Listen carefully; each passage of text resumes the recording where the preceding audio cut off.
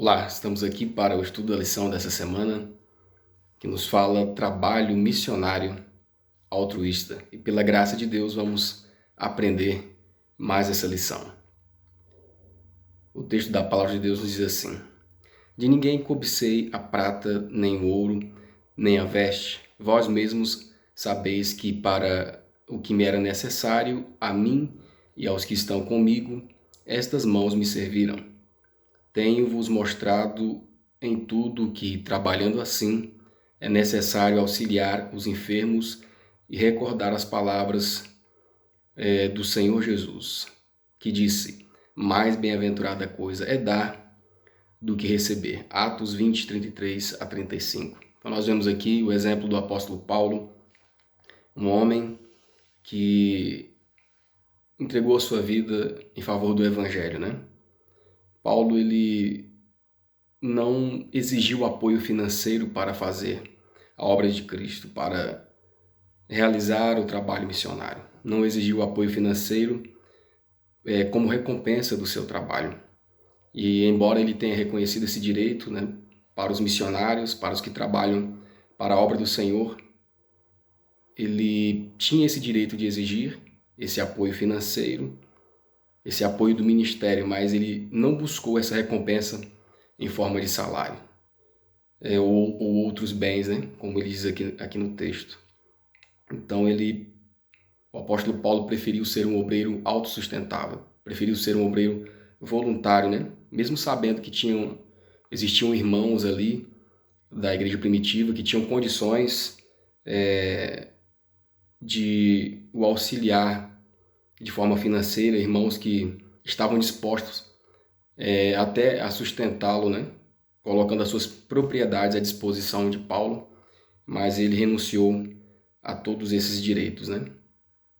O objetivo de Paulo, então, era deixar um grande exemplo para nós, né? Um grande exemplo de amor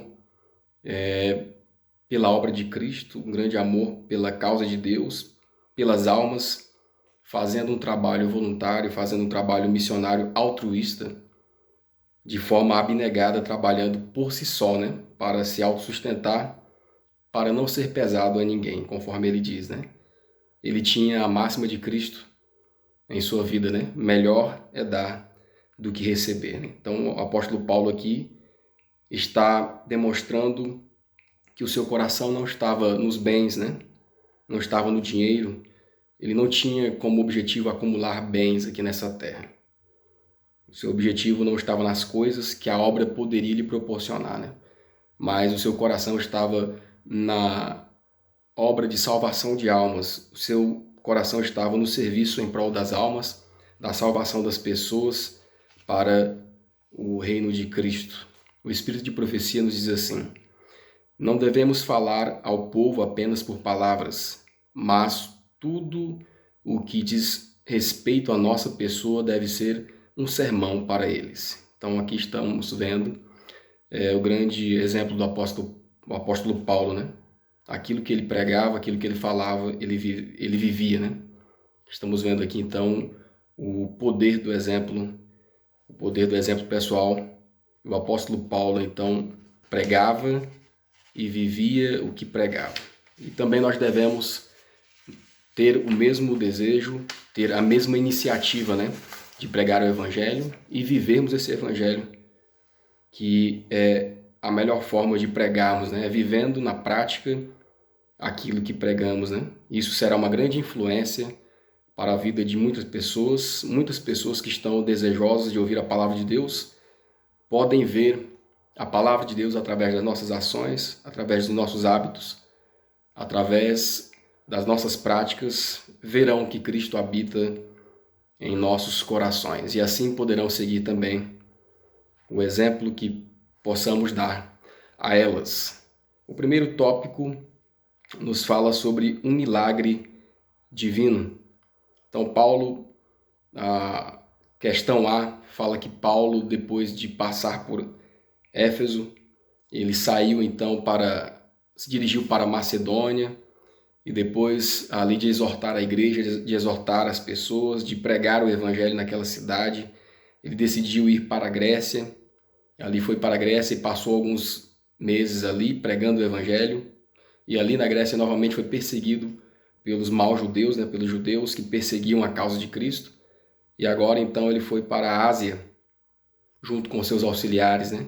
Estava ali presente Timóteo e Gaio também, que auxiliavam a Paulo. E por fim ele chegou a Troade, e onde também começou a pregar o evangelho e a exortar as pessoas. Então nós vemos aqui o espírito missionário de Paulo, indo de lugar em lugar pregando o evangelho, levando a palavra de Deus às pessoas, mesmo sofrendo perseguições. Ele não deixava de falar de Jesus às pessoas onde quer que fosse. A letra B nos fala de algo que aconteceu num sábado à noite em Troade, né? Enquanto Paulo pregava o evangelho num cenáculo, num ambiente bem iluminado. Então em Troade, Paulo ele estava pregando o evangelho e ele reuniu toda a igreja ali daquela região, daquela cidade. E a intenção de Paulo era passar as últimas instruções à igreja e logo pela manhã ele partiria em viagem novamente, né? E como havia muita gente ali naquele local, Paulo acabou falando muito, alargou o horário do sermão, da mensagem até a meia-noite, né? E as pessoas estavam eufóricas ouvindo ali a mensagem que Paulo trazia, as orientações de Deus.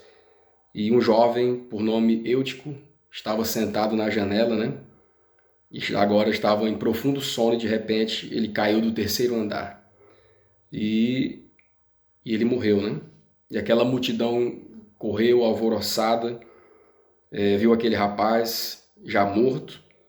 E Paulo então passou pelo meio da multidão, vendo a situação daquele rapaz. E a exemplo de Elias e de Eliseu, Paulo agora, por meio do poder de Deus, ele realiza um milagre, né? Ele se inclinou sobre o rapaz, ele disse assim, olha, não temam, né? E abraçou aquele rapaz, inclinou-se sobre ele, e assim aconteceu o milagre, o poder divino operando naquela reunião, naquele momento, né? Nós vemos aqui o milagre de Deus que aconteceu por intermédio de Paulo na vida daquele jovem chamado Eutico. E ele foi ressuscitado para a honra e glória de Deus, e as pessoas que estavam ali naquele ambiente davam glória a Deus, né? Ficaram felizes em ver o poder de Deus atuando na vida de Eutico por intermédio de Paulo. Paulo, um homem que dedicou a sua vida em favor do evangelho, né? Na última noite de estadia de Paulo, os irmãos se reuniram para partir o pão.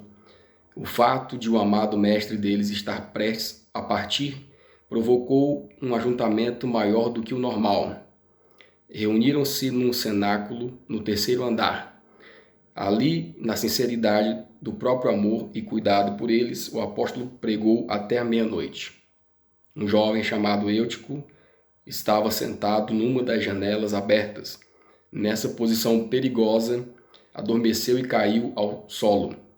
De uma hora para outra, tudo era susto e confusão. O jovem foi achado morto e muitos se reuniram ao redor dele com gritos e lamentações. Mas Paulo, passando pelo grupo atribulado, abraçou o rapaz e fez uma oração fervorosa para que Deus o ressuscitasse. E a petição foi atendida.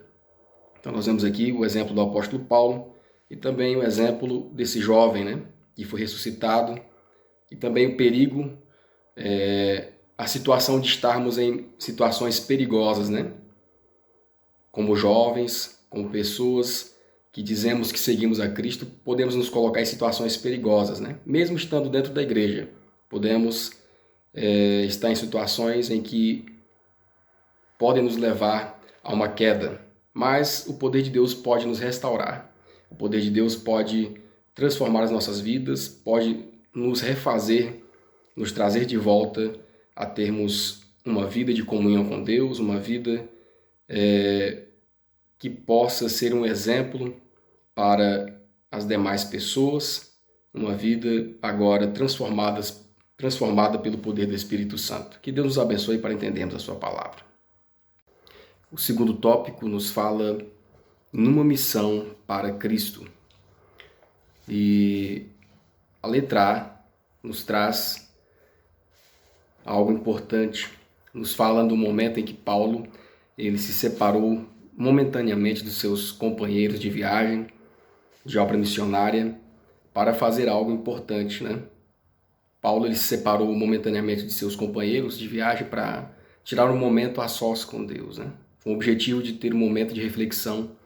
Então ele decidiu viajar sozinho e nesse momento ele decidiu tirar um tempo de oração e meditação pessoal, né? Um tempo para comunhão mais íntima com Deus, para avaliar o seu ministério, para avaliar o seu trabalho, para buscar orientação de Deus, para buscar também força divina, né? Para poder continuar na lida do ministério, para continuar a sua obra missionária, né? E assim também somos nós, né? Precisamos sempre estar parando, tirando um tempo para orar ao Senhor, um tempo para buscar orientação de Deus, para avaliarmos as nossas vidas, né? Onde temos errado, onde precisamos melhorar, se temos feito o trabalho missionário a qual Deus requer de cada um de nós, né? Tirarmos esse tempo para pedir orientação de Deus, para continuarmos a fazer o seu trabalho, né? Buscando forças do Espírito Santo e auxílio para que Ele possa nos dar, então, o entendimento necessário para continuarmos também no nosso ministério aqui, individual, pessoal, aqui nessa terra, né? O navio em que Paulo e seus companheiros deveriam continuar a viagem estava prestes a partir. Os irmãos se apressaram para o embarque. O próprio apóstolo, porém, escolheu pegar a rota mais próxima por terra entre Troade e Assos, encontrando os companheiros nessa última cidade. Isso lhe proporcionou um curto período de meditação e oração.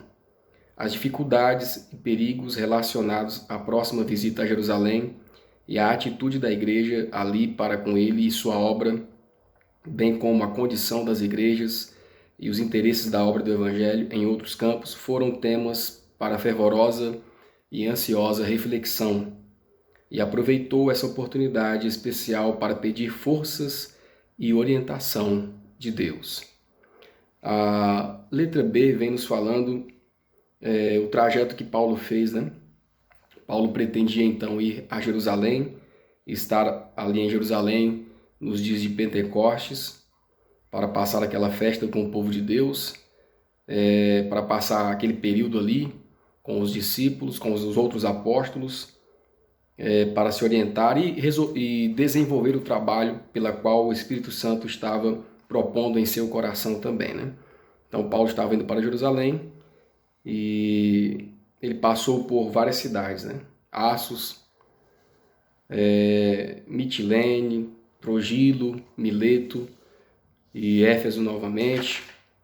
Ele não queria ficar muito tempo ali na Ásia, mas queria logo ir para Jerusalém para dar continuidade ao seu trabalho e ao chamado que o Espírito Santo estava fazendo na sua vida, no seu coração, para que ele pudesse desenvolver ali. E também o Espírito Santo estava o conduzindo para situações, né, para o cumprimento da vontade de Deus em sua vida também. A letra C nos fala que Paulo, ao passar por Efésios, ele trouxe uma solene mensagem, uma importante mensagem, né? Ele trouxe uma importante mensagem para aquele povo. Paulo passou ali os exortando, exortou aqueles irmãos daquela igreja, os orientou. Ele falou sobre o seu ministério àquelas pessoas, falou de toda a sua luta, de que ele com toda humildade vinha fazendo o trabalho do Senhor, falou sobre o seu ministério, né? Mostrou àqueles irmãos que eles eram testemunhos do trabalho que ele vinha fazendo há algum tempo, né, em prol da obra do Senhor. Ele disse assim: olha, eu já orientei, já exortei vocês, já ensinei vocês sobre o reino de Deus, sobre o ministério de Cristo, a sua graça, o seu amor e a sua salvação em favor da humanidade, né? E hoje, a partir de hoje, estarei limpo do sangue de vocês, pois já fiz a minha parte, né? E fiz a minha parte em lhes mostrar o caminho, em lhes apresentar a Cristo como único e suficiente Salvador, né? E agora o Espírito Santo está me orientando aí para Jerusalém, onde lá também passarei por diversas situações, prisões, perseguições e tribulações. Mas eu não tenho a minha vida como o mais importante, né? Como algo precioso. Mais precioso sim é o ministério pelo qual Deus me incumbiu, que é de levar a mensagem, né? De dar testemunho da graça de Deus para as pessoas, para a salvação das almas em Cristo, né? Vocês não vão ver mais o meu rosto da agora para frente, né? Mas eu tenho certeza que fiz a minha parte, trazendo a Cristo a vocês, revelando a graça de Deus, né? Nunca deixei de anunciar o Evangelho para vocês, e nem o conselho de Deus. Esse foi o discurso de Paulo, né? A solene mensagem que ele trouxe àquele povo, que aquele povo não mais iria vê-lo, nem ter a sua exortação ali presencialmente, né? Pois ele sabia que Deus estava guiando para uma situação ali em Jerusalém, mas ele se sentia no dever cumprido, né? Pois tinha feito o seu trabalho de exortação, de orientação diante daquele povo.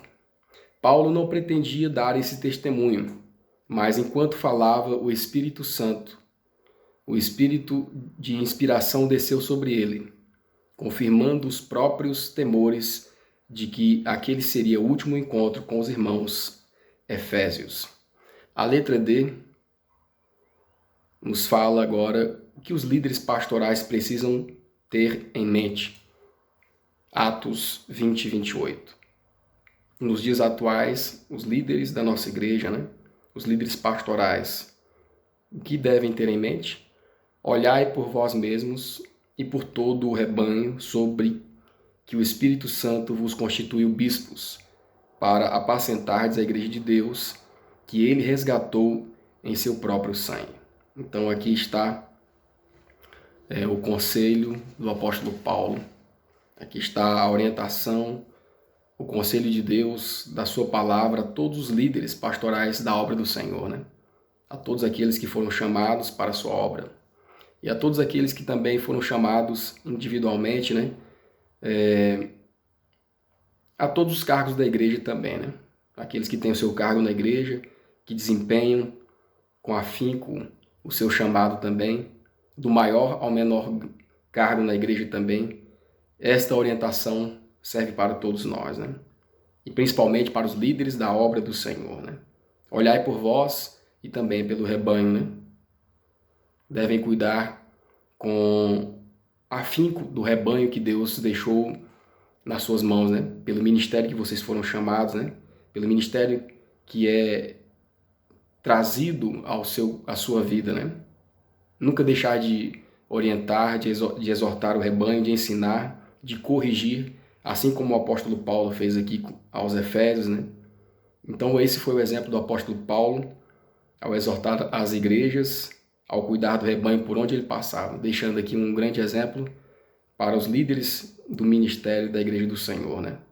Porque Paulo ele tinha noção da sua responsabilidade diante de Deus. Ele sabia que um dia deveria prestar contas perante o Senhor pelo ministério pelo qual foi chamado. E assim também os líderes pastorais da obra do Senhor nesses últimos dias devem ter também essa consciência dessa responsabilidade e dessa prestação de contas que haverá diante de Deus. Aquele que mantém a verdade na injustiça, que declara crer nela, mas afere todos os dias com uma vida inconsistente, está se entregando ao serviço de Satanás e arrastando almas à ruína, né? Então, aqueles que têm cargo de liderança devem ser exemplos, né? Para que não possam levar almas à perdição, mas levar almas através do seu exemplo, levar pessoas à salvação em Cristo, né? A igreja de Deus é comprada com o sangue de Cristo e todo pastor deve compreender que o rebanho sob seus cuidados custa um incalculável preço. Devem considerar as ovelhas que lhes foram confiadas como tendo o mais alto valor e compreender que serão chamados a prestar contas, a prestar estrita conta do próprio ministério. O terceiro tópico nos fala sobre o poder da verdade, o poder da verdade, né? Contra que grave perigo a igreja deve se precaver, a letra A. O apóstolo Paulo exortou a igreja do passado e também nos exorta nesses últimos dias, né? Paulo sabia que após estar passando pelaquela localidade ali, ele sabia que a sua presença naquela região e a presença dos outros apóstolos tinha sido um meio para proteger a igreja dos inimigos do evangelho, né? Tinha sido um meio de preservar a igreja dos ataques do inimigo, né? Mas ele sabia que no futuro, pela sua ausência e pela ausência dos outros apóstolos que pregavam a mensagem original do evangelho, ele sabia que o rebanho seria atacado, né? Sabia que a causa de Deus correria um grande risco, né? Lobos devoradores estariam ali no meio do rebanho e não perdoariam o rebanho. E os inimigos da palavra de Deus, né? Eles atacariam o rebanho com falsos ensinos, com mentiras, com meias verdades, né? Falsas doutrinas, removendo as verdades, os marcos antigos, as veredas antigas, né? Os fundamentos do verdadeiro evangelho. Então Paulo exortou a igreja do passado, mostrando que falsos professores, falsos ensinadores, falsos mestres, né? Eles viriam querendo atrair as pessoas após si, né? Para ganhar fama, trazendo um novo evangelho, trazendo uma nova verdade. Na verdade, um falso evangelho e uma falsa verdade, né? Um evangelho adulterado, né? E hoje nós também precisamos nos precaver dos falsos ensinamentos, das doutrinas errôneas, das doutrinas que são frontalmente contra a palavra de Deus. Nós devemos então estar atentos, né? Porque disto eu sei, disse o apóstolo, depois da minha partida entrarão no meio de vós lobos cruéis, que não perdoarão o rebanho, e que dentre vós mesmos se levantarão homens que falarão coisas perversas para atraírem os discípulos após si, né? Paulo então trouxe aqui, nos mostra aqui, né, uma grande diferença dele para os ensinadores, os falsos ensinadores, né? Paulo ele pregava pelo amor ao evangelho, pelo amor às almas, pela salvação das almas, né? Pelas almas por quem Cristo havia morrido, né? Ele não tinha um interesse financeiro, né? Mas ele tinha um amor verdadeiro, um amor altruísta de pregar o evangelho, de levar a salvação às pessoas, né? E hoje no mundo, e já naquele tempo começou pessoas a se infiltrarem na igreja, né? Pregando o evangelho por interesse, pregando o evangelho por fama, pregando o evangelho por bens materiais, né? Com o objetivo de acumular riquezas, frontalmente contrário aos ensinos da palavra de Deus, né? Nunca, jamais houve um tempo em que a verdade sofresse mais por ser erroneamente representada, menosprezada e desmerecida pelas contendas perversas dos homens que nesses últimos dias. As pessoas se encantam com algo novo e estranho, e não são sábias na experiência para discernir o caráter das ideias que os homens apresentam. Mas essas ideias não se tornam verdadeiras por serem consideradas como algo de grande importância, ligadas aos oráculos de Deus. Como isso condena o baixo padrão da piedade nas igrejas. Os homens que desejam apresentar algo original invocarão coisas novas e estranhas, e sem pensar darão um passo adiante nessas teorias instáveis, forjadas como um pensamento precioso, e apresentarão como uma questão de vida ou morte, né? Então nós vemos que nos dias atuais corremos esse grande risco, né? Pessoas que se infiltrarão no evangelho, na causa de Deus, pregando que Jesus não é Deus, pregando que o Espírito Santo não é Deus, né? Distorcendo toda a verdade e os fundamentos do evangelho. Devemos tomar cuidado quanto a isso também nesses últimos dias, né? A letra B vem nos falando como o exemplo de Paulo, e as palavras de Paulo, eles refletiam os ensinos do próprio Cristo, né? O apóstolo Paulo, ele pediu aos crentes que vigiassem, né? Jesus também pediu aos crentes que vigiassem, orassem aos seus discípulos, né? para que não fossem enganados, né, por esses falsos mestres, por pessoas que se infiltrariam no meio do povo, mas distorcendo a verdade. E ele mostrou, né, que tanto ele como os que estavam com ele também, eles trabalhando por conta própria. O seu desejo era alcançar almas para Cristo. Eles se esforçavam em pregar o evangelho, né, curando os enfermos, ensinando a palavra de Jesus, né, usando o grande exemplo e a máxima de Cristo: mais bem-aventurada coisa é dar do que receber, né? Então, através do seu exemplo pessoal, Paulo levou muitas almas a Cristo, né? Muitas almas foram convertidas pelo poder do Evangelho, pelo poder transformador da palavra de Deus.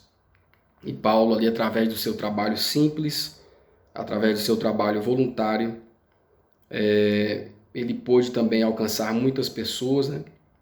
E, na verdade, foi o maior ministério dos apóstolos, foi o ministério de Paulo. E por causa desse exemplo é que nós estamos hoje aqui também, né? Porque ele seguiu os passos do próprio Cristo e assim se tornou também um grande exemplo para nós nesses últimos dias, né? Ele disse que não cessou de pregar o evangelho nem de dia nem de noite, com lágrimas, né? Mas não se tornou pesado a ninguém, né? De ninguém copicei prata nem ouro. Ele estava dizendo que ele fez o trabalho por amor ao evangelho mesmo, por amor a Cristo, de forma voluntária, né? E que muitos se levantariam agora para tentar tirar as verdades do povo de Deus, mas que o seu exemplo seria totalmente contrário, né, ao exemplo de Cristo e ao seu próprio exemplo também. Ao representá-las ao povo, as mãos cansadas de Paulo confirmavam que ele não dependia de ninguém para se manter. Entendia que elas não diminuíam em nada a força dos seus comoventes, sensíveis, inteligentes e eloquentes apelos, além do que as mãos de qualquer outro homem que tivesse desempenhado uma parte no ministério cristão. Não achamos que seja obrigatório que cada ministro atue em todos os aspectos como Paulo. Contudo, afirmamos a todos que Paulo foi um dos mais nobres cavalheiros cristãos. O exemplo dele mostra que o serviço braçal não diminui necessariamente a influência de ninguém e que trabalhar com as mãos em qualquer função honrada não deve tornar o homem grosseiro, rude ou descortês. A letra C vem nos falando sobre como foi a reação, né, produzida ali naqueles crentes após ouvirem as palavras de Paulo, o comovente discurso do apóstolo Paulo, né? E diz assim a palavra do Senhor: E havendo dito isto, pôs-se de joelhos e orou com todos. E levantou-se um grande pranto entre todos, lançando-se ao pescoço de Paulo, o beijavam, entristecendo-se muito, principalmente pelas palavras que dissera, que não veriam mais o seu rosto, e acompanharam-no até o navio, né? Então nós vemos aqui que os profundos apelos de Paulo causou uma grande reflexão na mente daquelas pessoas, né? De cada crente ali presente. E os irmãos, ouvindo as palavras do apóstolo Paulo, caíram em grande pranto, em choro, né? Chorando ali, o abraçaram, o beijaram e entristeceram-se muito, principalmente pelas palavras que ele disse, né? Olha, estou indo embora, vocês nunca mais verão o meu rosto novamente, né?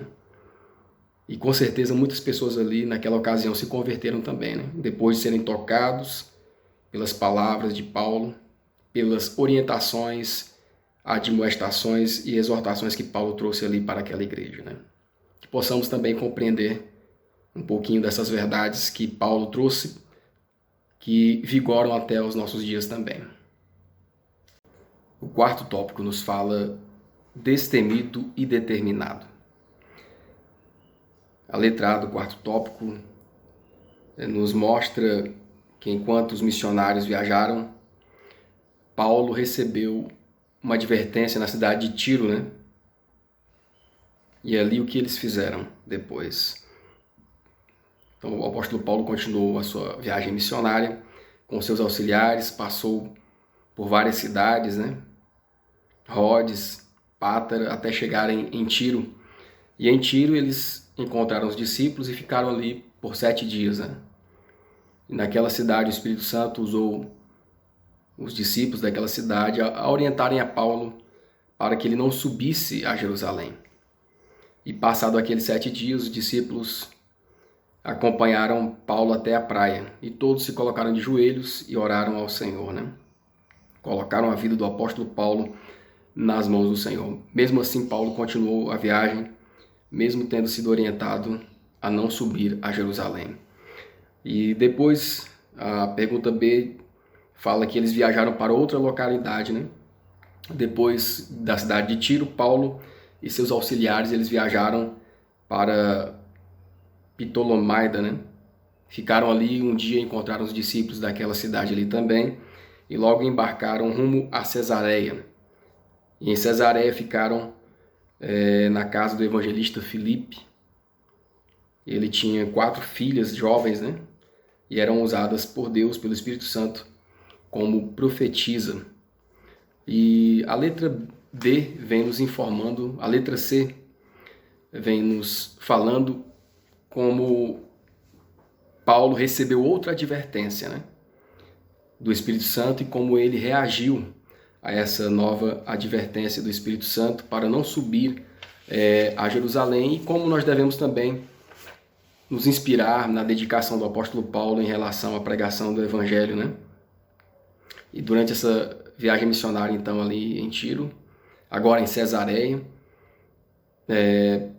muitas pessoas que estavam ao redor de Paulo, né, tentaram o convencer a não subir a Jerusalém. E um profeta chamado Ágabo, inspirado pelo Espírito Santo, disse a Paulo que ele seria preso em Jerusalém. Ao retornar a Jerusalém, ele seria entregue aos gentios e seria julgado pelos gentios. Mesmo assim, Paulo, ouvindo essa profecia, por causa do amor que ele tinha pelo Evangelho, por causa do amor que ele tinha pelas pessoas, pelo amor que ele tinha em pregar o Evangelho, ele insistiu em completar a sua viagem missionária, né? E seus irmãos ali em Cristo se conformaram com a sua decisão, né? Mesmo chorando, mesmo pranteando, Paulo disse assim: olha, por que vocês estão chorando, né? Magoando-me o coração, porque eu estou pronto a morrer, estou pronto a ser preso, né? Estou pronto a morrer em Jerusalém pelo nome do Senhor Jesus, né? Que fé raríssima era a fé do apóstolo Paulo, né? E como os irmãos não puderam convencê-lo, eles se aquietaram e oraram ao Senhor, né? Colocando a vida do apóstolo Paulo na mão de Deus, né? Faça-se a vontade do Senhor, né? Nós vemos aqui então um grande exemplo de dedicação do apóstolo Paulo, né? Uma dedicação pelas almas, pelo amor à pregação do Evangelho, pelo amor a Cristo, né? Ele estava decidido a enfrentar todos os riscos, enfrentar todas as dificuldades para completar a sua missão em Cristo, né? Isso também deve nos inspirar nos dias de hoje, né? Nós devemos ser perseverantes, devemos ser dedicados, mesmo diante das lutas e provas, né? Para seguirmos o exemplo do apóstolo Paulo, precisamos ser missionários perseverantes e dedicados na obra do Senhor. Foi isso que Paulo foi, e nós também devemos seguir o seu exemplo também, né? Paulo atraía corações calorosos por onde quer que andasse. Sua alma estava ligada à alma dos irmãos. Quando se separou deles, sabendo e garantindo-lhes que nunca mais lhe veriam o rosto, ficaram cheios de tristeza e tão fervorosamente lhe rogaram que ainda permanecesse com eles, que ele exclamou: que fazei vós, chorando e magoando-me o coração? Seu coração solidário ficou em pedaços quando testemunhou e sentiu a tristeza deles por essa separação final. Eles o amavam e não estavam dispostos a desistir dele. Que cristão não admira o caráter de Paulo? firme como uma rocha enquanto defendia a verdade, era afetuoso e gentil como uma criança quando estava rodeado de amigos. Mantenha a alma naquilo que é certo. Que seja esta a linguagem da alma. Creio em Deus, em sua providência, na Bíblia, na verdade e na clareza de intenções. Não posso nem irei me desviar 1 milímetro do meu dever e das reivindicações que o Senhor exige de mim. Não posso nem ouso sacrificar nada do meu interesse vital nas coisas sagradas, a fim de obter alívio das dificuldades seculares. Esperarei em qualquer situação, andarei humildemente com Deus. Andarei com mansidão, humildade e simplicidade de alma, até que o Senhor me dê sucesso e vitória no próprio tempo e maneira que Ele achar apropriados. A letra D. Quando o apóstolo Paulo chegou em Jerusalém, que notícias ele recebeu ali? Atos 21, 15 a 21. Nos fala que ao chegar a Jerusalém, Paulo ele encontrou os apóstolos ali, né? E fez uma reunião relatando aos apóstolos sobre o seu trabalho, sobre o seu ministério entre os gentios, sobre o que Deus havia feito pelos gentios por intermédio do seu trabalho, né? E os que estavam ali todos, ouvindo o testemunho de Paulo, glorificaram a Deus, né? No entanto, os irmãos o informaram, né, que muitos judeus que estavam ali em Jerusalém, muitos haviam crido na palavra de Jesus, né? Muitos haviam crido na palavra do Evangelho, eram zelosos, mas esses judeus, eles estavam propagando, dizendo que Paulo ali, a todas as pessoas, né? Que Paulo, entre os gentios, ele pregava aos judeus que não era mais necessário se circuncidar, que não era mais necessário seguir os ensinos de Moisés, que Paulo estava andando contra os ensinos da lei, né? Eles dizem que você prega contra a lei, não seguindo os costumes judaicos. Então, ali Paulo encontrou uma situação em que os judeus estavam difamando seu trabalho, estavam então trazendo uma nova situação de dificuldade ao distorcer os ensinos de Paulo, ao distorcer o trabalho que Paulo estava fazendo entre os judeus, né? O quinto tópico nos fala em grave perigo. Explique o conselho dado a Paulo e como o apóstolo se submeteu a ele, né? E descreva as consequências desastrosas desse ato e como a vida de Paulo foi poupada e como a história se repete. A letra A e letra B do quinto tópico. Então, nesse tópico vem nos mostrando que as autoridades religiosas da igreja ficaram sem saber o que fazer diante daquela situação, né? Onde muitos judeus estavam confrontando a Paulo, né? Dizendo que ele pregava contra a lei dos judeus, contra Moisés, né? Contra os costumes judaicos, né? E diante daquela situação, os líderes religiosos ali, eles informaram a Paulo que a multidão estaria presente, se reuniria, se ajuntaria no templo em determinado dia, e que todos ali já sabiam que Paulo estava na cidade.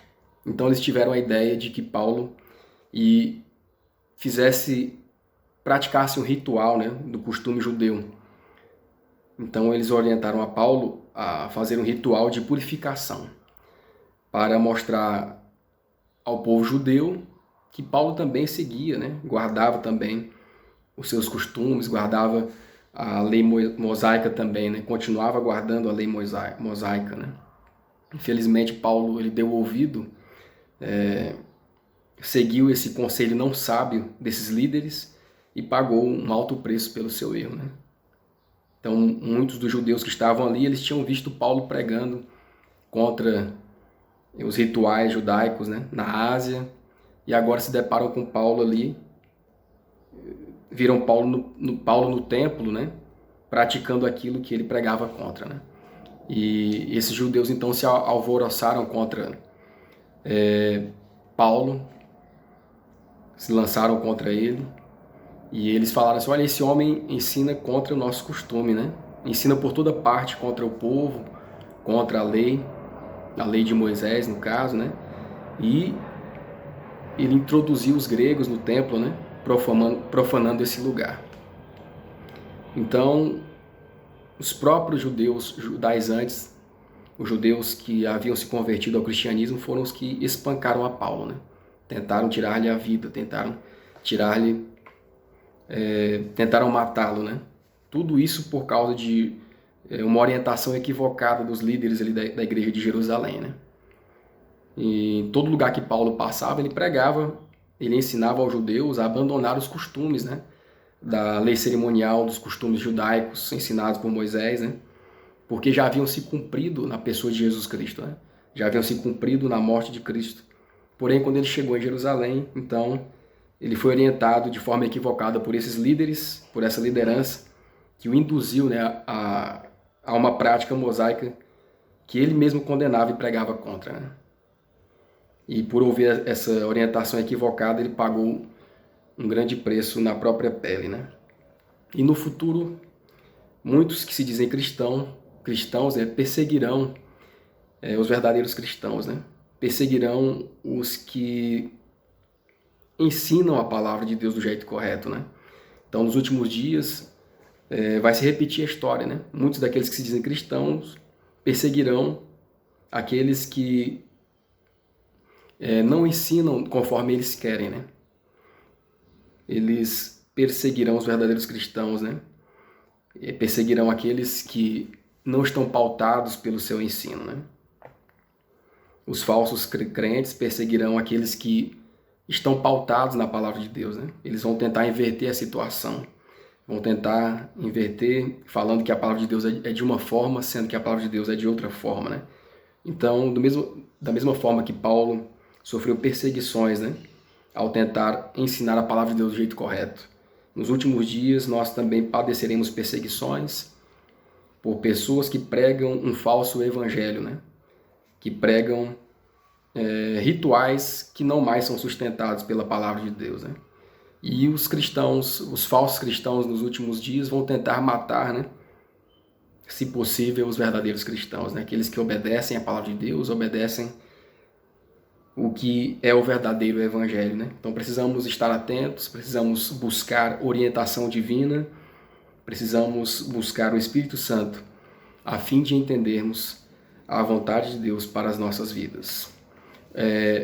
A leitura aqui do Espírito de Profecia, tópico A e o tópico B. Pergunta A e pergunta B. A aceitação desse conselho não estava de acordo com os ensinos de Paulo, nem com a sua firme integridade de caráter. Os conselheiros não eram infalíveis, embora alguns desses homens escrevessem sob a orientação do Espírito de Deus, às vezes erravam, quando não estavam sob influência direta dele. Elias foi considerado um perturbador de Israel, Jeremias um traidor e Paulo um profanador do templo. Daquele dia em diante, todos os que quiserem ser leais à verdade seriam denunciados como agitadores, heréticos ou dissidentes. Multidões que são descrentes demais para aceitar a segura palavra da profecia receberão com inquestionável confiança uma acusação contra os que ousam repreender os pecados da moda. Esse espírito aumentará cada vez mais. E a Bíblia ensina claramente que se aproxima o tempo em que as leis do Estado entrarão em conflito com a lei de Deus, de tal forma que todo aquele que obedecer aos preceitos divinos deverá enfrentar a reprovação e o castigo como se fosse um malfeitor. Está aí diante de nós, irmãos, a lição dessa semana. Que Deus nos abençoe e nos ajude pelo seu Santo Espírito a entender a sua palavra.